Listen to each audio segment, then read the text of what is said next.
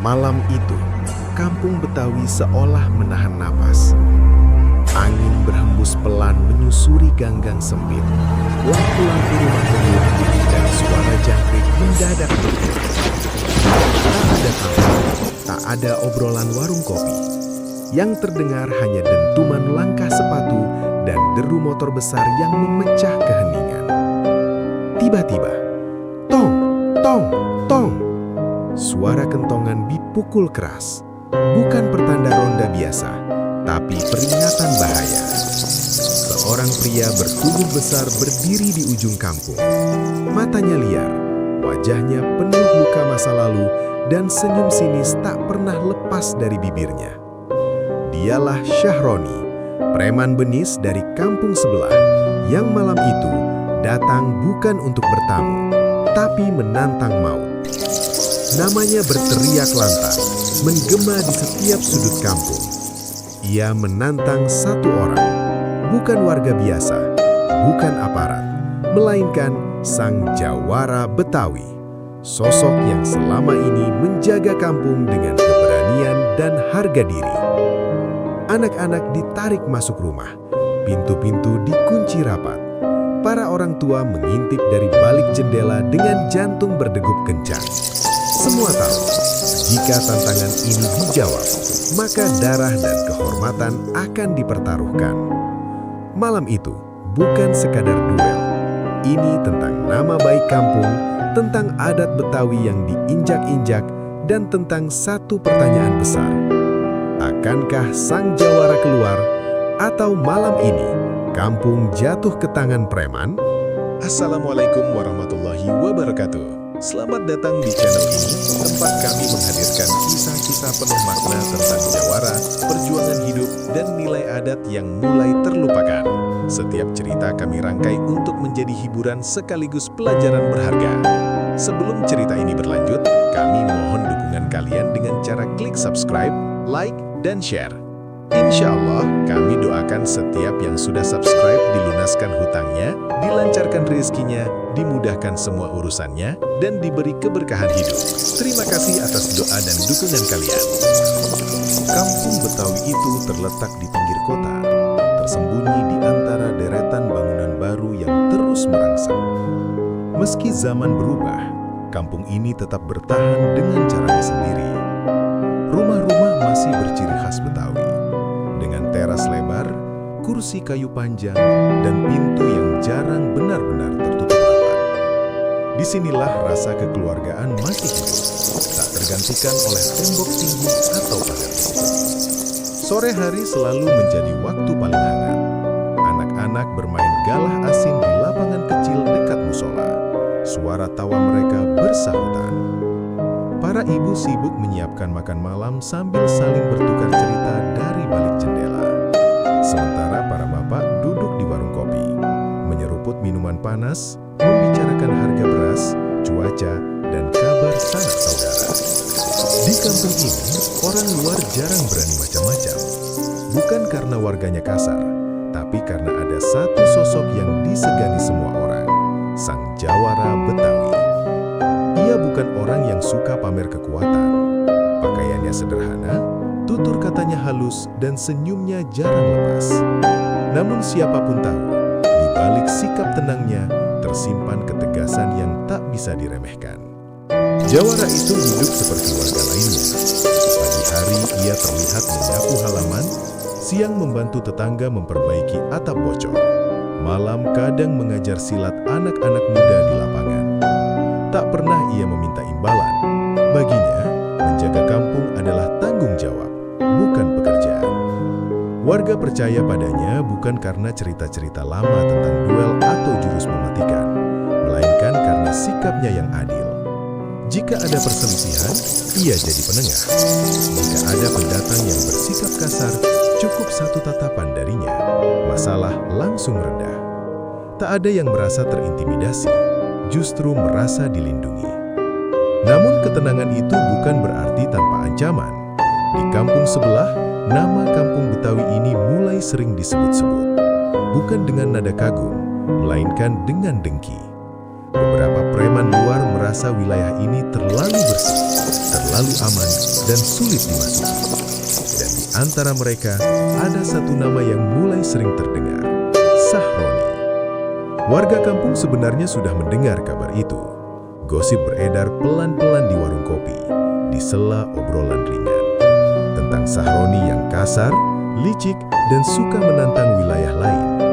Namun sang jawara memilih diam. Ia tahu, tak semua kabar perlu ditanggapi dengan emosi. Selama belum mengganggu warganya, ia memilih menunggu. Malam pun turun perlahan. Lampu-lampu rumah mulai menyala satu persatu. Suara azan Isyah menggema, menenangkan hati siapa saja yang mendengarnya. Setelah sholat, kampung kembali hidup dalam ritme malam yang sederhana. Beberapa warga masih bercengkerama, sebagian sudah bersiap beristirahat. Tak ada yang menyangka, malam itu akan menjadi malam terakhir sebelum kedamaian kampung diuji. Angin berhembus sedikit lebih dingin dari biasanya. Anjing-anjing kampung menggonggong tanpa sebab yang jelas. Dan di kejauhan, samar-samar terdengar suara motor meraung, mendekat perlahan ke batas kampung. Sang jawara yang sedang duduk di teras rumahnya menghentikan gerakan tangannya. Ia menatap ke arah gelap dengan perasaan yang sulit dijelaskan. Bukan takut, melainkan firasat. Firasat bahwa ketenangan yang selama ini dijaga, sebentar lagi akan dipertaruhkan. Malam itu, kampung Betawi masih tampak damai. Namun tak seorang pun tahu bahwa di balik sunyinya, ujian besar sedang menuju ke sana. Deru motor besar memecah kesunyian malam kampung Betawi. Suaranya keras, berat, dan asing di telinga warga. Lampu motor menyorot tajam jalan sempit di batas kampung, membuat bayangan pepohonan menari-nari di dinding rumah. Beberapa warga yang masih terjaga spontan berhenti bergerak. Hati mereka langsung tak enak. Motor itu berhenti mendadak. Mesinnya masih menyala, seolah sengaja dibiarkan meraung untuk menarik perhatian. Dari atas motor, turun seorang pria bertubuh kekar dengan jaket hitam lusuh. Wajahnya keras, penuh gurat kasar kehidupan jalanan. Matanya menyapu sekitar dengan tatapan meremehkan, seakan kampung ini hanyalah wilayah kecil yang siap diinjak. Dialah Sahroni, preman dari kampung sebelah yang namanya sudah lama dikenal karena kekerasan dan kesombongannya. Dua orang anak buahnya ikut turun, berdiri sedikit di belakang. Mereka tak banyak bicara, hanya memperhatikan sekitar, memastikan kehadiran mereka benar-benar terasa. Sahroni tersenyum tipis, senyum yang tak membawa ramah, melainkan tantangan. Beberapa pintu rumah perlahan tertutup, lampu diredupkan. Dari balik jendela, wajah-wajah cemas mengintip. Para ibu langsung menarik anak-anak mereka ke dalam rumah. Tak perlu bertanya, semua tahu, orang ini datang bukan untuk kebaikan. Sahroni melangkah masuk ke wilayah kampung tanpa izin.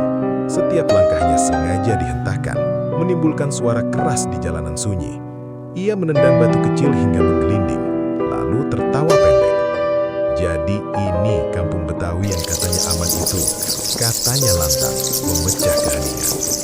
Tak ada jawaban, hanya malam yang membisu. Keheningan itu justru membuat Sahroni semakin berani. Baginya, diam adalah tanda takut.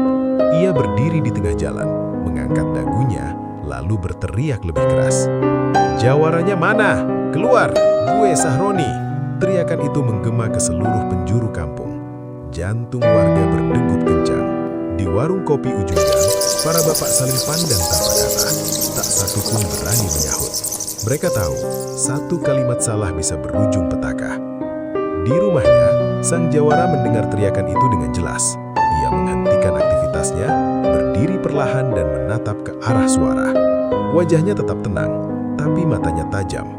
Ia tahu, kedatangan Sahroni adalah awal dari ujian besar. Beberapa pemuda kampung datang melapor dengan suara tertahan. "Bang, orang itu sudah masuk kampung." Sang jawara hanya mengangguk. "Jangan ada yang terpancing," ucapnya pelan namun tegas. "Masuk rumah semua."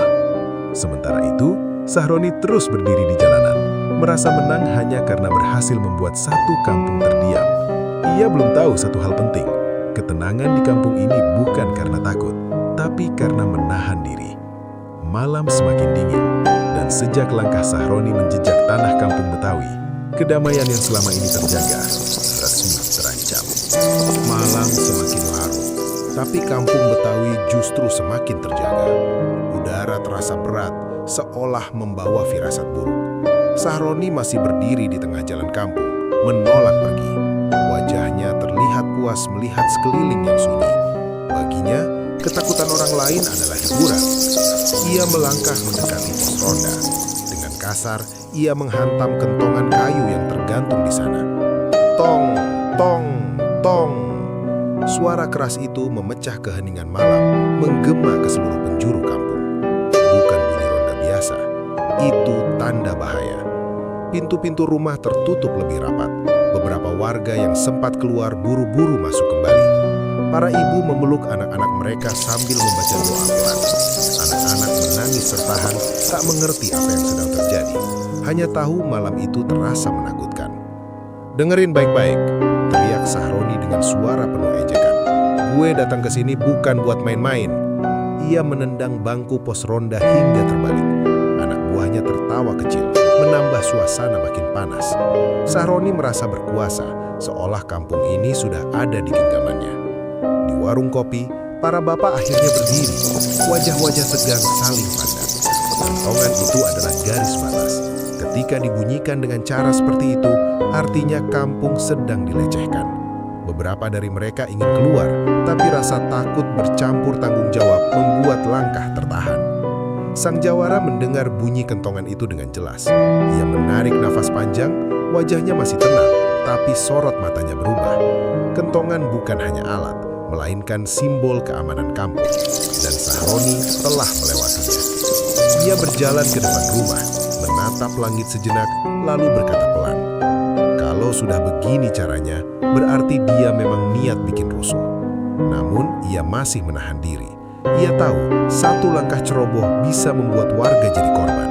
Maka ia memerintahkan para pemuda yang datang melapor, "Pastikan semua warga aman, jangan ada yang keluar. Urusan ini biar gue yang hadapin." Di luar, Sahroni terus berulah.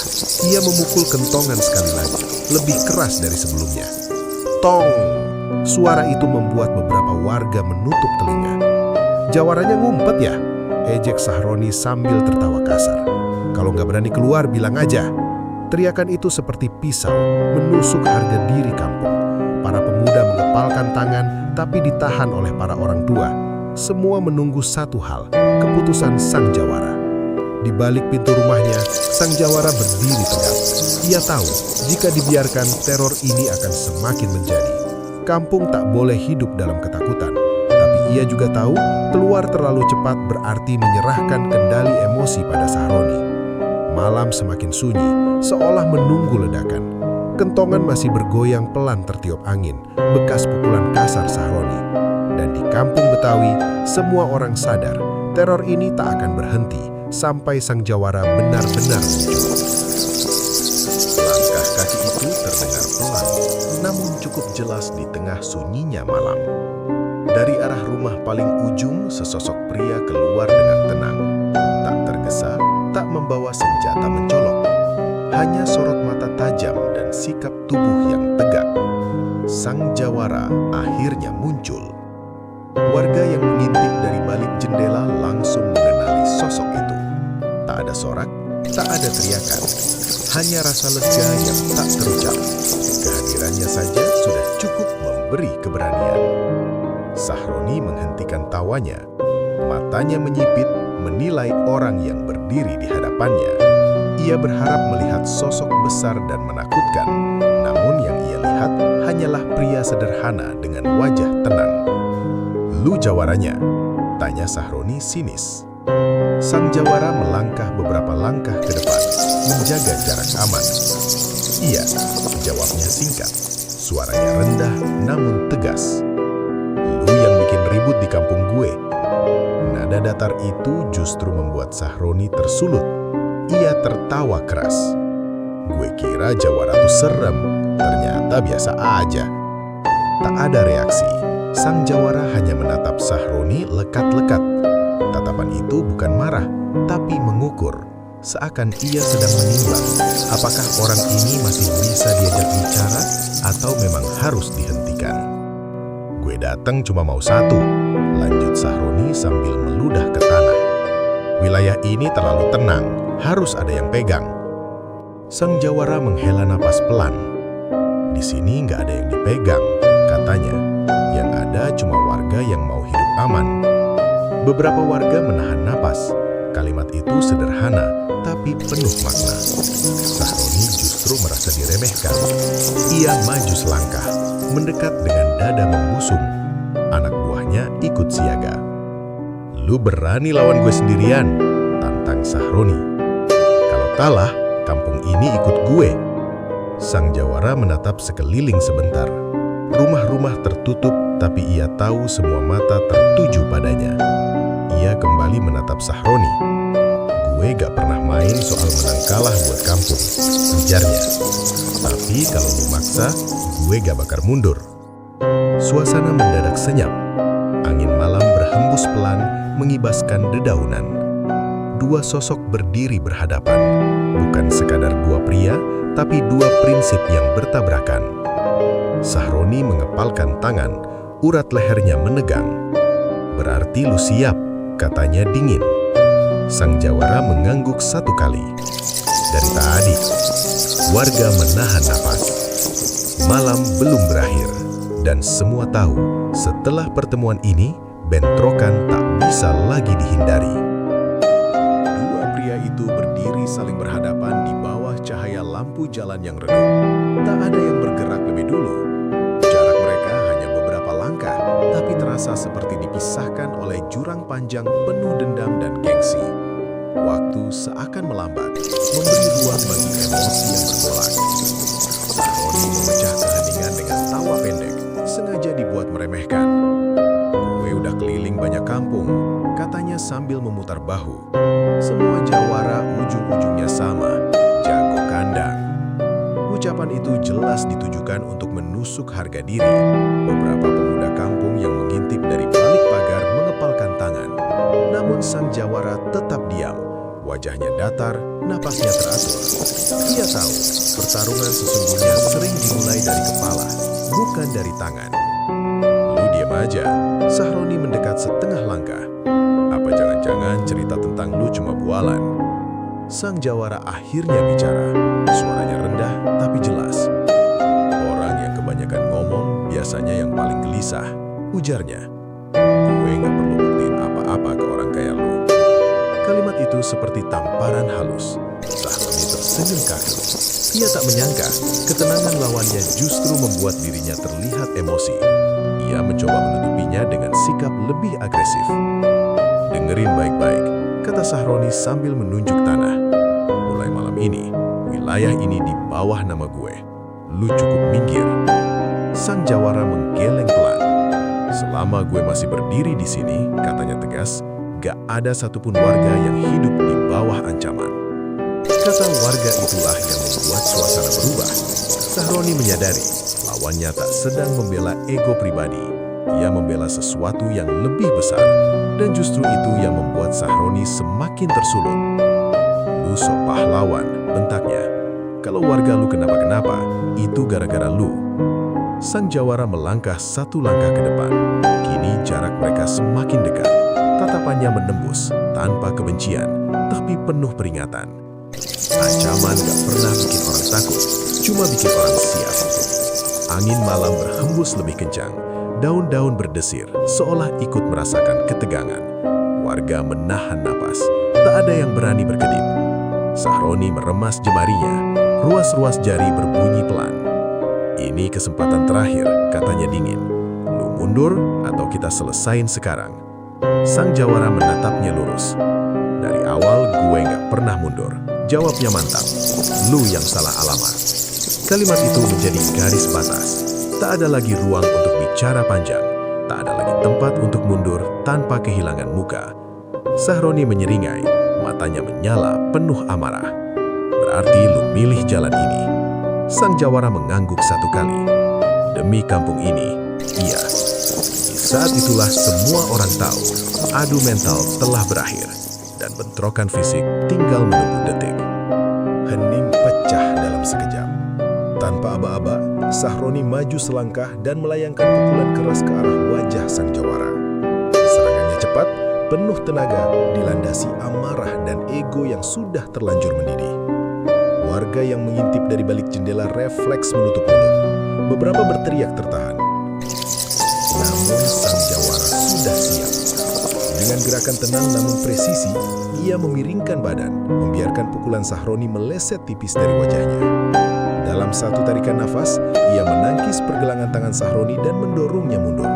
Tak ada gerakan berlebihan. Semua dilakukan efisien, seolah tubuhnya sudah hafal apa yang harus dilakukan. Sahroni terhuyung satu langkah ke belakang. Wajahnya terkejut, bukan karena sakit, tapi karena serangannya gagal total. Amarahnya langsung meledak. Kurang ajar, bentaknya sambil kembali menyerang. Kali ini Sahroni menyerang membabi buta. Pukulan dan tendangan bertubi-tubi dilepaskan, memecah udara malam.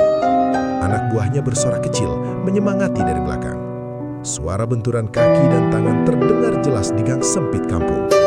Sang jawara memilih bertahan. Ia menangkis, menghindar, dan menjaga jarak. Bukan karena kalah cepat, melainkan karena ia tak ingin pertarungan ini merembet ke rumah warga.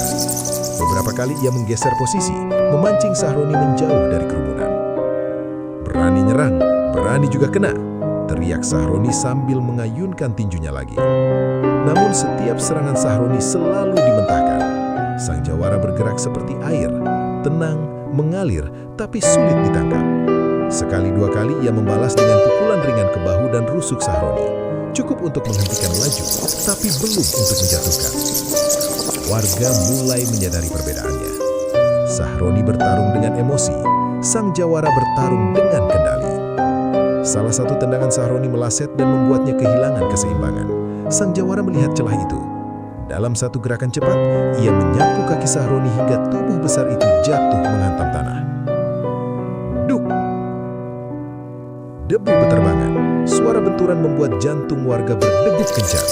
Beberapa pemuda hampir bersorak, tapi langsung menahan diri. Pertarungan belum selesai. Sahroni bangkit dengan napas memburu. Matanya merah, napasnya berat. Rasa malu bercampur marah membuat gerakannya semakin kasar.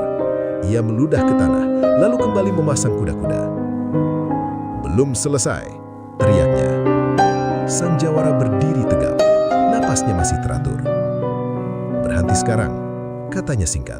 Gue gak mau ada yang celaka. Namun Sahroni sudah tak mendengar apapun selain suara egonya sendiri. Ia kembali maju, kali ini dengan niat menjatuhkan apapun resikonya. Malam itu, di tengah kampung yang sempit, dua jalan hidup saling beradu. Dan semua orang tahu, pertarungan ini akan menentukan siapa yang benar-benar pantas berdiri terakhir. Napas Sahroni terdengar semakin berat. Dadanya naik turun tidak beraturan. Keringat mengalir dari pelipis hingga dagu. Amarahnya masih menyala, tapi tenaganya mulai terkuras. Setiap serangan yang ia lepaskan kini tak lagi secepat sebelumnya. Gerakannya mulai terbaca. Sebaliknya, sang jawara berdiri dengan posisi kuda-kuda yang kokoh. Napasnya teratur, tatapannya fokus, tidak liar. Ia memperhatikan setiap gerakan Sahroni, menunggu saat yang tepat.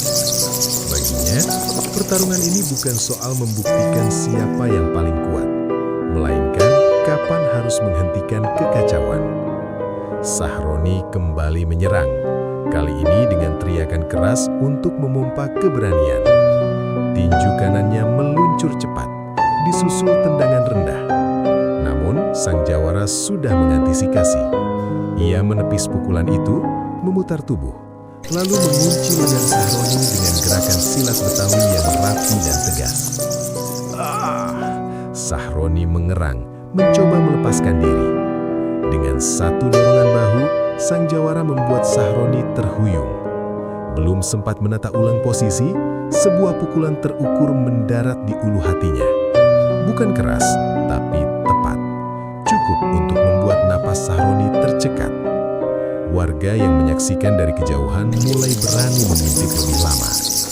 Beberapa pemuda menelan ludah, takjub melihat bagaimana sang jawara bertarung tanpa amarah. Tak ada teriakan, tak ada gestur pamer. Setiap gerakan punya tujuan. Sahroni mencoba bangkitkan kembali tenaganya. Ia maju dengan gerakan lebih nekat, mengandalkan bobot tubuh untuk menekan. Namun justru itu menjadi kesalahannya. Sang jawara menggeser langkah, memanfaatkan momentum lalu menyapu kaki Sahroni sekali lagi. Tubuh besar itu jatuh tersungkur untuk kedua kalinya. Kali ini, Sahroni tidak langsung bangkit. Ia menopang tanah dengan satu tangan, terengah-engah. Wajahnya menunjukkan campuran marah, malu, dan tak percaya. Untuk pertama kalinya malam itu, keraguan muncul di matanya. Sang jawara tidak langsung menyerang. Ia mundur setengah langkah, memberi ruang. "Cukup," katanya tegas tapi tenang. "Lu udah buktiin apa yang mau lu buktiin." Anak buah Sahroni saling pandang. Mereka mulai sadar, situasi tak lagi berpihak pada pemimpin mereka. Sorak dukungan yang tadi terdengar kini menghilang. Sahroni mendengus, mencoba tertawa, tapi suaranya terdengar kosong. "Jangan sok bijak," katanya dengan napas terputus-putus. "Gue belum kalah." Namun tubuhnya berkata lain. Tangannya gemetar saat kembali mengekamkan tinju. Langkahnya tak lagi stabil. Malam yang tadi terasa dikuasainya, kini justru menekan dirinya. Sang jawara memasang kuda-kuda lagi. Kali ini lebih rendah. "Kalau lu terus maksa," ucapnya, "yang lu lawan bukan gue, tapi diri lu sendiri." Angin malam berdesir lebih kencang. Lampu jalan berkelip sebentar. Warga menahan napas. Semua tahu keunggulan kini sudah berpindah tangan. Tinggal satu pertanyaan yang menggantung di udara malam kampung Betawi. Apakah Sahroni akan berhenti atau justru melakukan kesalahan terakhirnya? Sahroni berdiri dengan tubuh sedikit membungkuk. Nafasnya tersengal. Dadanya terasa panas seperti terbakar. Setiap tarikan udara terasa berat.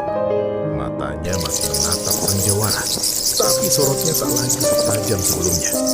Kesombongan yang tadi begitu besar kini mulai retak, tergantikan oleh rasa frustrasi yang menyesakan. Anak buahnya tak lagi bersuara. Mereka hanya saling pandang, bingung dan ragu. Dukungan yang tadinya membara kini menguap begitu saja. Sahroni menyadarinya, dan hal itu justru membuat dadanya semakin sesak. Bagi orang seperti Sahroni, kehilangan wibawa adalah luka paling dalam. Ia menggeram pelan, lalu kembali maju. Gerakannya kasar, tidak rapi, lebih didorong oleh emosi daripada teknik. Tinju dan tendangan dilepaskan tanpa perhitungan. Ia tak lagi peduli soal stamina atau celah. Yang ada di pikirannya hanya satu, menjatuhkan sang jawara, apapun caranya. Namun justru disitulah kesalahannya semakin terlihat. Sang jawara membaca semua gerakan itu dengan mudah. Ia menghindar setengah langkah, menangkis ringan, lalu mengunci lagi pergerakan Sahroni. Sebuah ikutan singkat mendarat di bahu, disusul dorongan ke arah dada yang membuat Sahroni kembali kehilangan keseimbangan. Sahroni terhuyung, hampir jatuh. Warga yang menyaksikan mulai berani keluar sedikit dari balik pintu. Mereka melihat dengan jelas perbedaannya kini. Bukan lagi pertarungan seimbang, melainkan perlawanan putus asa dari seseorang yang mulai kalah oleh dirinya sendiri. Sahroni terjatuh berlutut, tangannya menahan tanah, kepalanya tertunduk. Untuk sesaat, ia terdiam. Suara nafasnya terdengar jelas di tengah sunyi malam. Debu menempel di wajah dan bajunya. Tak ada lagi senyum sinis, tak ada lagi teriakan menantang. Sang jawara berdiri di hadapannya, tidak menyerang. Ia hanya menatap, memberi kesempatan. "Berhenti sekarang," katanya lagi, lebih tegas dari sebelumnya. "Lu udah cukup bikin takut orang." Sahroni mengangkat kepalanya perlahan. Matanya memerah, bukan hanya karena amarah, tapi karena rasa malu. Seluruh kampung menyaksikan kejatuhannya, dan di benaknya itu tak bisa diterima. "Gue gak mungkin kalah," gumamnya. "Gak di depan orang-orang ini." Dengan sisa tenaga, Sahroni mencoba berdiri lagi. Kakinya gemetar, tapi egonya memaksanya maju. Anak buahnya hendak melangkah, namun terhenti oleh tatapan tajam sang jawara. Tak ada satupun yang berani ikut campur. Malam itu, Sahroni berdiri bukan sebagai preman yang ditakuti, melainkan sebagai pria yang terpojok oleh kesalahannya sendiri. Dan semua orang tahu, pertarungan ini tinggal menunggu satu momen terakhir.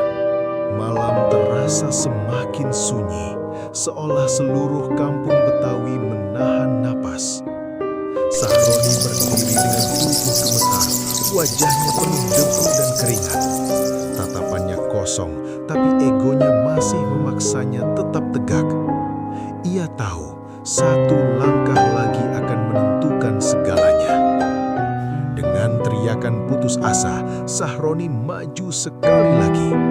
Gerakannya lambat, tak lagi terarah. Tinju yang ia ayunkan lebih mirip luapan emosi daripada serangan. Namun baginya, mundur berarti mengakui kekalahan, dan itu lebih menyakitkan daripada rasa sakit di tubuhnya. Sang jawara bergerak cepat. Dalam satu tarikan napas, ia memutar tubuh, menepis serangan Sahroni, lalu mengunci lengan dan bahunya dengan teknik yang bersih. Gerakannya tegas, terukur, tanpa amarah. Dengan memanfaatkan berat tubuh lawan, ia menjatuhkan Sahroni ke tanah dalam satu gerakan rapi. Duk! Tubuh Sahroni terhempas. Kali ini, ia tak mampu bangkit. Tangannya terkulai, napasnya terengah-engah. Rasa sakit bercampur lelah membuatnya terdiam. Untuk pertama kalinya malam itu, Sahroni benar-benar kalah. Sang jawara berdiri di atasnya, namun tidak menginjak, tidak memukul. Ia justru melepaskan kuncian dan melangkah mundur setengah langkah. "Cukup," ucapnya lantang, terdengar ke seluruh kampung. "Ini yang terakhir."